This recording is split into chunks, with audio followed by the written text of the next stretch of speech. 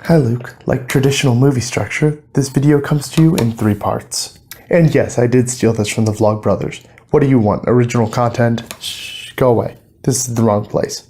Also, a cold struck me recently, so if my voice and face look terrible, that's probably why. Part 1. Why do you hate jump cuts? Do you think you're too good for them? Jump cuts never hurt you. I don't know what your problem is. The pacing of your videos will improve. It hacks the fact that we have no talent. It's beautiful.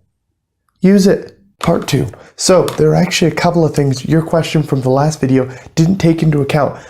Mostly that there isn't a banning. It wasn't so much that phrases weren't allowed. It was that certain phrases were suggested by higher-ups not to be put on the budget proposal to make it more likely to be accepted. If you look at some of the other words like fetus, it becomes clear that this was an attempt to keep conservative lawmakers from slashing the CDC's budget, as they do tend to do with budgets. Except the military budget. We just got a bit close to political stuff. Let's not go there. The banned words actually only apply to the budget, not to public statements or anything else. That said, if these words had actually been banned, I would be against it simply on the fact that I think forced censorship is wrong. I also don't think the phrases science-based or evidence-based shut down discussion. As a collective, we have to trust those who are experts in a given field, as we can't all be experts in everything. These phrases don't so much suggest that the statements they accompany shouldn't be questioned. Rather, they imply to the public that these statements have already been questioned by those who have an extensive knowledge of the subject.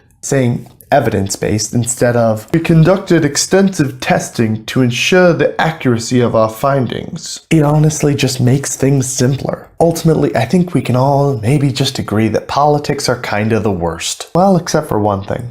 Which leads me to Part 3, movie fans. Some of us are the worst all of the time, and all of us are the worst some of the time. Movies seem to engender almost an obsessive need to defend oneself, almost even more than politics or religion. And while I have my own thoughts on this, I'm really curious as to why you think that we get so defensive about movies. So Luke, I guess I'll see you tomorrow. Always remember, pandas are adorable until they're hungry and you're the only available food option.